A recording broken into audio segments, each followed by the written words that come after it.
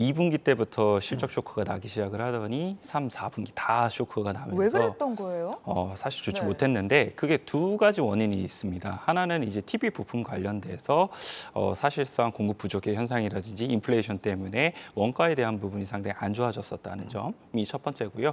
두 번째 같은 경우에는 이제 인도하고 멕시코에 이 신규 공장을 이제 열게 되는데 이 코로나로 인해서 공장이 계속적으로 셧다운이 됐던 부분이 있었어요. 그렇게 되면서 일시적인 비용이라든지 이런 부분이 많이 계상이 되게 되면서 전반적으로 2021년도에 대한 실적이 좋지 못했다라고 보시면 될 것 같은데 2022년도에는 이러한 부분이 이제 턴어라운드를 슬슬 기대해 볼 수 있지 않을까라는 이러한 관점에서 제가 가지고 왔습니다.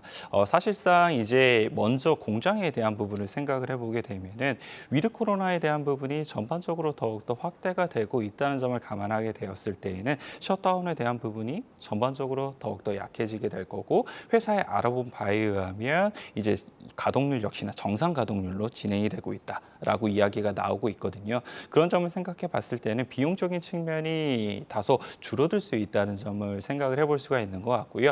두 번째 같은 경우에는 이제 TV 부품 가격에 대한 부분이 원재료 가격이 많이 올라왔던 부분입니다. 그런데 이제 4분기로 가게 될수록 이러한 부분을 이제 이 삼성전자가 판가를 조금씩 인상을 시켜줌에 따라서 이런 부분도 이제 비용적인 측면이 어느 정도 판가로 전이가 되고 있다. 즉 그렇게 되면은 일단은 많이 영업 마진에 대한 부분이 줄어들었었는데 이런 부분이 개선이 될 수 있다는 네. 게 첫 번째 포인트인 것 같고요. 두 번째 같은 경우에는 솔로엠을 사실상 많이 이제 이 좋은 종목이다라고 평가를 받았던 부분이 ESL 사업 때문에 그렇거든요.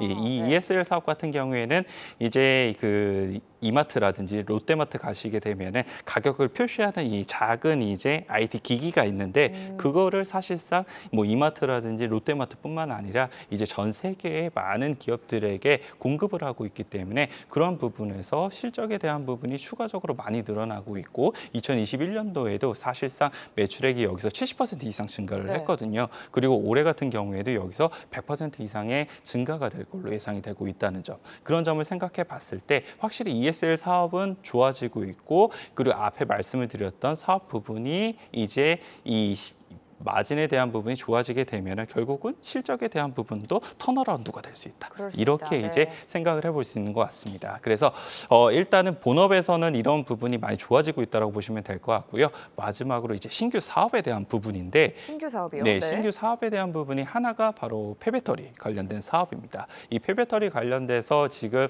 이 솔로엠이 하고 있는데 먼저 폐배터리 관련된 사업 중에서 이 가로등에 들어가고 있는 배터리를 이용해서 오, 네. 그쪽으로 이제 먼저 이 사업을 진출을 하겠다라고 얘기를 하고 있고요.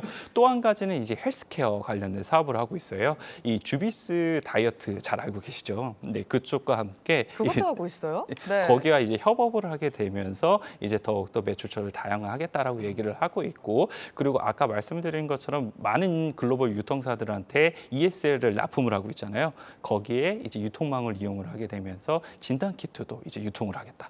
라고 얘기를 하고 있습니다. 그래서 매출액이 여기저기 많이 달릴 수 네. 있다는 신제품에 대한 부분도 생각을 해봤을 때는 지금 구간에서 반등이 나온 폭도 그렇게 높지가 않고 아직까지는 시장의 신뢰성이 많이 받지 못하고 있기 때문에 향후에 이런 부분이 이제 어느 정도 확인이 되게 되면은 급속도로 올라갈 수 있는 부분이 많아진다라고 저는 생각을 하고 있습니다.